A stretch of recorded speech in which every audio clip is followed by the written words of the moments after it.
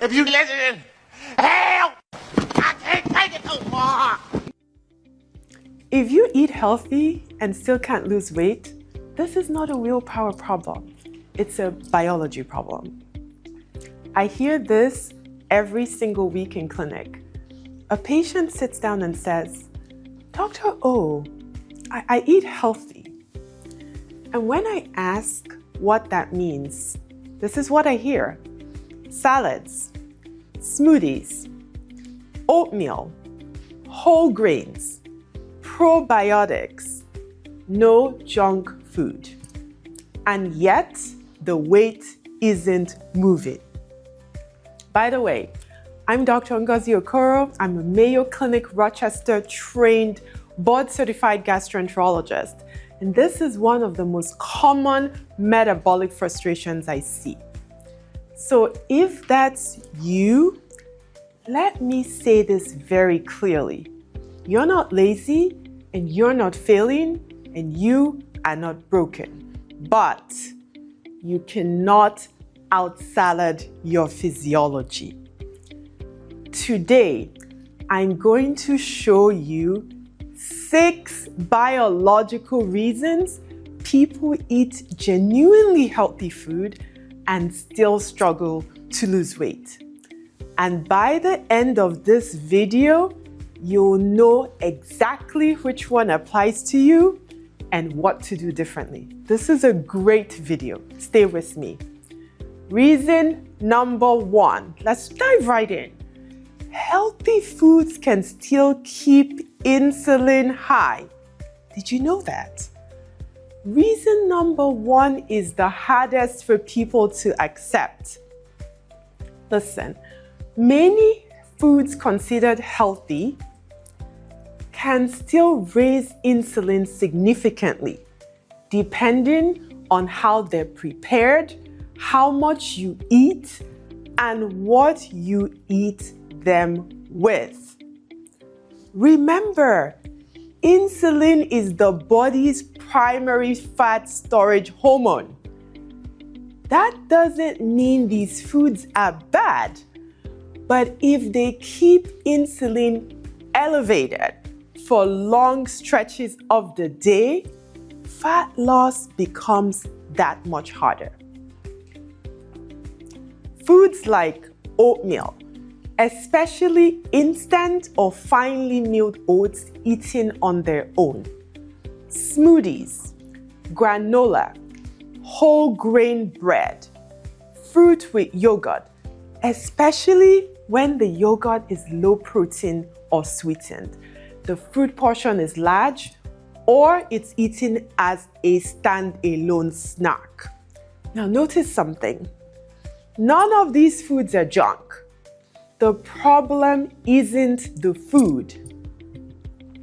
The problem is timing, portion, and metabolic context.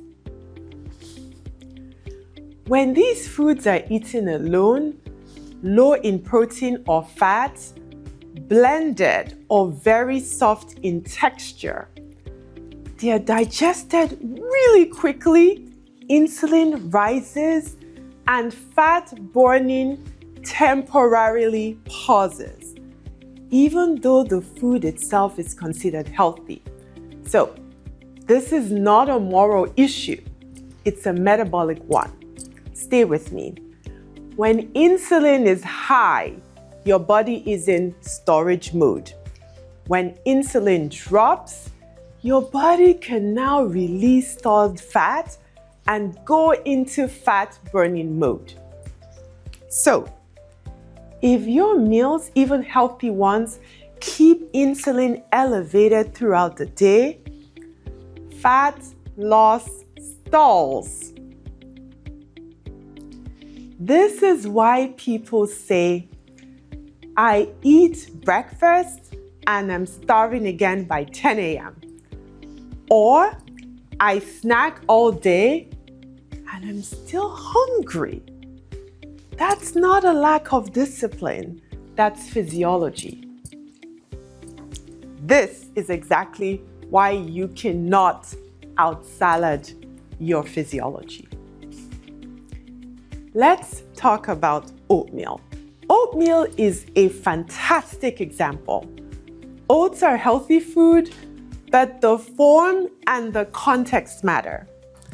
Finely milled or instant oats, you know the ones, those flavored packets with lots of sugar.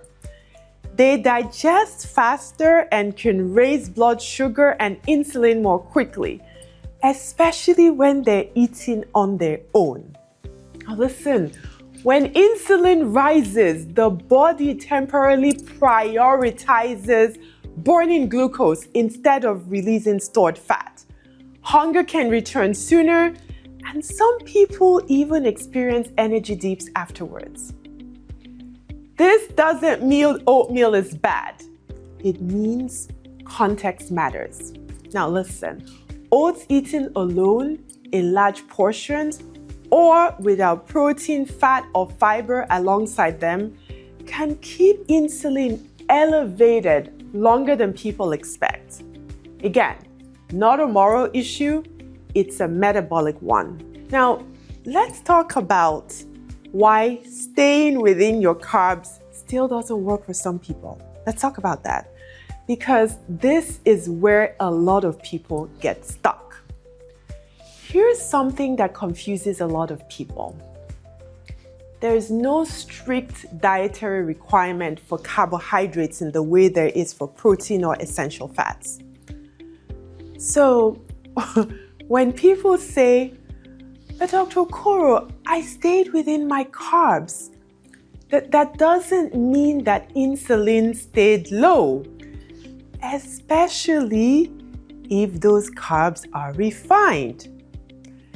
Refined carbohydrates like your white bread, white pasta, pizza, they may count as carbs on the label, but refined carbohydrates are digested really quickly, which means more glucose enters the bloodstream faster and insulin rises faster.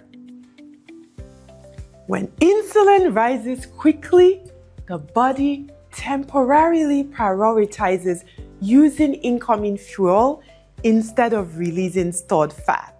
Just to be clear, when the American Heart Association recommends about 25 grams of sugar per day for women, they're talking about added sugar, not total carbohydrates. But know this for a fact, okay? Your body doesn't respond to guidelines. It responds to how fast glucose enters the bloodstream. I get asked all the time, so should I ignore sugar labels? No. The answer is no. Sugar labels matter for added sugar, but low sugar doesn't automatically mean low insulin impact. The carbohydrate quality still matters. That's why so many people feel stuck. It's not that you're doing nothing. It's that the advice you were given skipped this nuance. Now, let's go to reason number 2. Calories matter, but calories are filtered through hormones. Let's talk calories, because this is where a lot of us get defensive. Calories matter. I'm not anti-calorie awareness, but your calories are filtered through physiology. And if you miss that, you'll blame yourself unnecessarily. 2 people can eat the same number of calories. One loses weight, the other doesn't. I know you've seen this happen. Why is that? Because hormones and physiology influences what happens to these calories. Hormones decide what your body does with them. Hormones like insulin, cortisol, estrogen, thyroid function. And for physiology, your muscle mass, your sleep quality, and your prior metabolic history. Your body is not a calculator. It's a hormone-regulated system responding to signals. And this is where calories in, calories out model becomes incomplete. Not wrong, just incomplete. If you've ever said, I don't even eat that much, that may actually be true. But the question isn't just how many calories you eat. It's what those calories are doing hormonally. Let me show you something. Think about a bagel and an egg, okay? A plain bagel and 3 eggs are roughly similar in calories, but they send very different metabolic signals. So let's make this make sense. If you eat a plain bagel, especially by itself, it digests quickly. Blood sugar rises faster, insulin rises higher relative to the calorie load. Insulin's job is not to make you fat. Its job is to move glucose into cells and temporarily suppress fat breakdown while that fuel is being processed. That matters because during that window, your body is prioritizing glucose use and storage. Now, compare that to an egg. Protein and fat digest more slowly. The glucose rise is smaller. The insulin response is more moderate relative to calories. But here's the bigger difference, you guys. Protein stimulates satiety hormones. Those are the hormones that say, stop eating. They stimulate your satiety hormones like peptide YY and your GLP-1. It slows gastric emptying. It supports muscle mass, which means that 2 hours later, your hunger signal is different. And that changes what you eat next. That is where the real impact happens. Not in a single meal, in the downstream decisions. So, if you feel like I eat small portions, but I'm constantly hungry, or I lose control later in the day, or I crave carbs at night even though I was good all day, that may not be a willpower issue. That may be a signaling issue. Calories still matter, but hormones decide how hungry you feel, how much muscle you preserve, how much energy you burn, and how sustainable your intake is. Listen, over weeks and months, those signals shape your body composition. Not moral judgment, not discipline, signals. And timing is one of the strongest signals of all. This brings us to the next reason people get stuck. Here's reason number 3. You're eating too often. I used to do this. Reason number 3 is frequency. You may be eating too often, even if the food is perfect. And that's what I used to say to myself. But I'm eating so healthy. Even if the portions are normal and not supersized. Every single time you eat, insulin rises, fat burning temporarily pauses. If you eat every 2 to 3 hours, insulin never has time to fully drop. This doesn't mean everybody should fast. That's not what I'm saying. And it doesn't mean that skipping meals is required. It means timing matters. You gotta be strategic. This is why some people lose weight without changing what they eat, only when they eat. Fat loss happens in the spaces between meals. And if you're thinking, but Dr. Okoro, okay, I've tried eating less and it still didn't work. Stay with me. The next two reasons explain exactly why. Let's go to reason number 4. Sleep, stress. Do those ring any bells for you? You cannot diet your way out of poor sleep. I need you to know this. And you cannot outsalad chronic stress. Listen, stress raises cortisol. Cortisol increases insulin resistance. Insulin resistance makes fat loss harder, even when your food is perfect. This is why exhausted, burned out, perimenopausal patients say, I'm doing everything right and nothing is working. Your body is not stubborn, it's protective. If your nervous system feels unsafe, your body holds on to energy. Okay? Now, reason number 5. A healthy liver stores glucose after meals. It releases glucose between meals. It shuts off glucose production when insulin is present. A fatty liver changes glucose metabolism because it becomes insulin resistant. That's your 5th reason right there. So insulin shows up, but the liver doesn't listen. As a result, the liver keeps making glucose, releases glucose even when blood sugar is already high. A fatty liver acts like it's starving, even when you're not, and keeps making glucose when the body doesn't need it. Your pancreas responds by releasing more insulin. Insulin stays high, fat stays locked.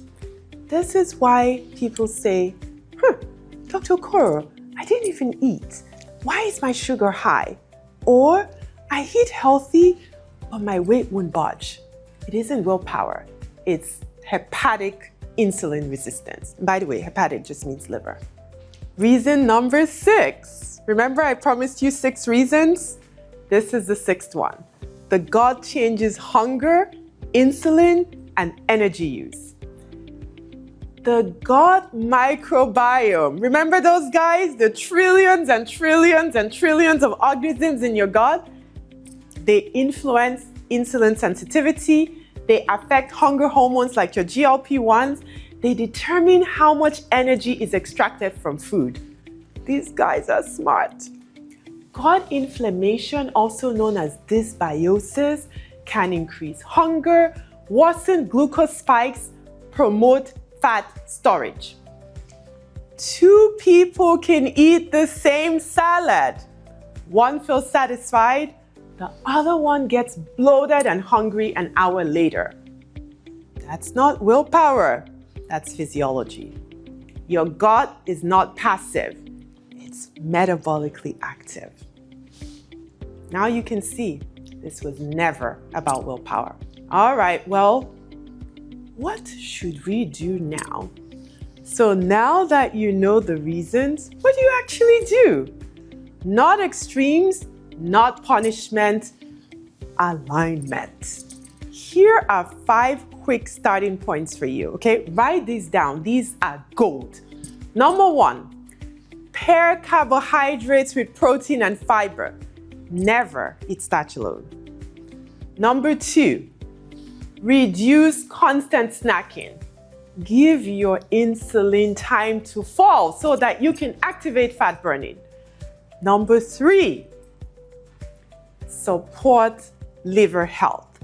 And I don't mean supplements. Here's what I mean. Reduce ultra-processed foods and added sugars.